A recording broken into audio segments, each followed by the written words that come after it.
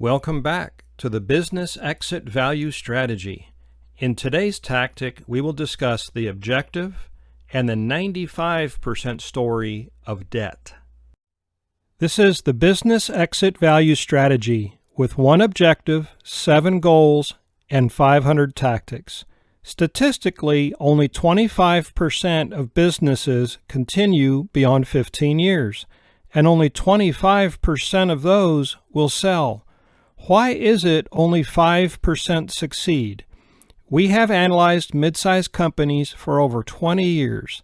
There are proven methods and common mistakes to success. This is the business development outline for you, the principal, to finish well and have a future assurance with real estate investments. Now, let's jump into today's tactic. To better understand the 95% story, it is recommended to read the 5% story first. This is a common story of the 95% business principle.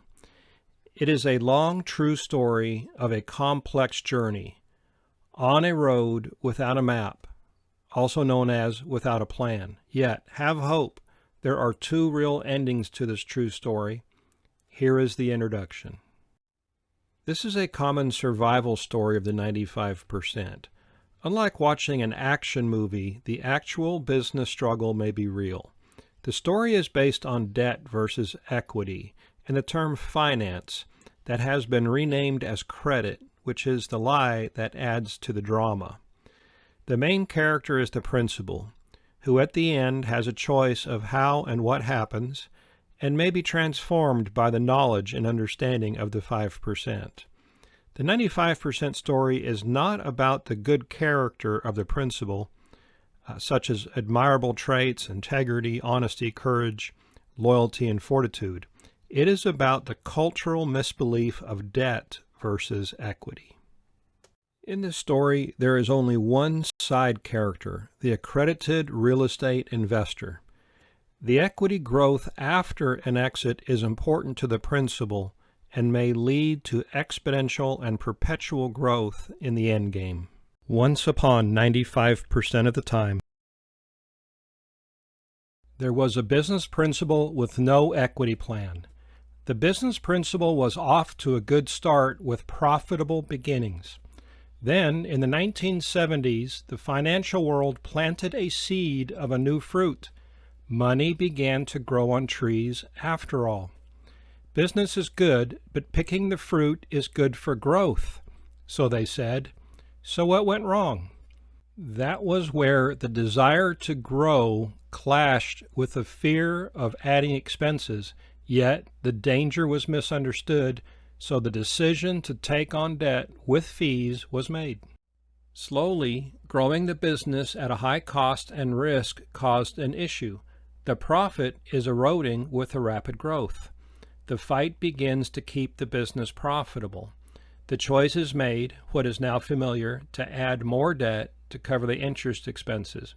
But that did not help, and the principal reacts to the wrong decision and is now causing more obstacles. The low profit begins to affect the goals of the business.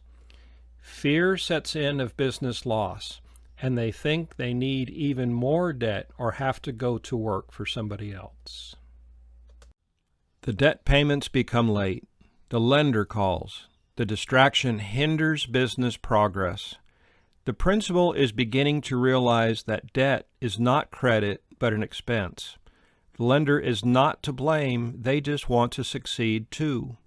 The lenders start out good for business, just maintaining cash in an account, but then offered loans for fees, and that added anxiety for both.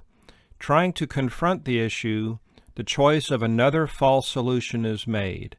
Attempting to stay in business while avoiding the fear of going out of business, the principal will work harder and cuts costs by eliminating the business goals such as marketing and employees.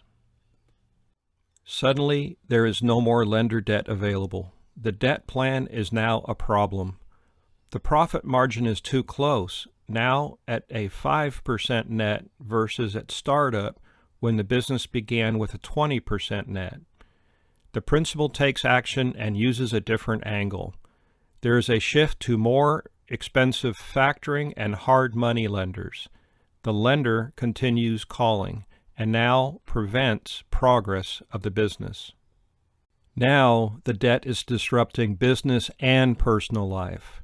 With a have-to-overcome mindset, more debt is discovered with refinancing. But disaster happens. Everything goes wrong. There is no more net profit. The biggest fear of going out of business sets in. There is a dark moment, a hopeless feeling. But it is darkest just before dawn. The rock bottom experience leads the principal to a realization, and the path to a solution becomes clear. The principal makes the right decision to eliminate debt, and that may lead to a continuation and finishing well with the highest and best net equity. The principal reframes their mind to an equity solution and to eliminate debt, and has renewed hope. Now comes the greatest challenge. It is the proof of transformation as a result of the journey. The victory is to overcome using debt. The principal may or may not win the external battle, yet may experience a personal victory. Does the principal have a changed mindset of no more debt? The principal may stay in business and end well. The survival depends on equity.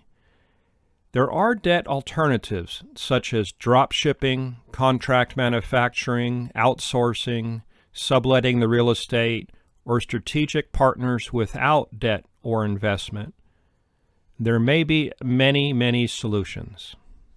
The story ends here, yet the effort continues, moving on to a recovery effort. It is never too late for a recovery. End well. Recovering is the act or a process of returning to a normal state after a period of difficulty. Equity that has been lost or stolen may be recovered. Equity may be lost by a previous poor plan or a change in the economic conditions. It may be stolen, literally, in the case of a fraudulent act. Either way, the necessary corrections to a business plan and financials may be made in order to ultimately transition successfully. Stand by for this week's chance to win a free gift. If this tactic was helpful, please like this video. Also, please subscribe to hear more tactics soon. And you may order the book, Business Exit Value Strategy, have your people attend individual tactic online courses, or contact us at tobiasbalda.com. For a chance to win our weekly free gift, the Hope and Courage Anchorline hat, please submit a request or question in the comments section.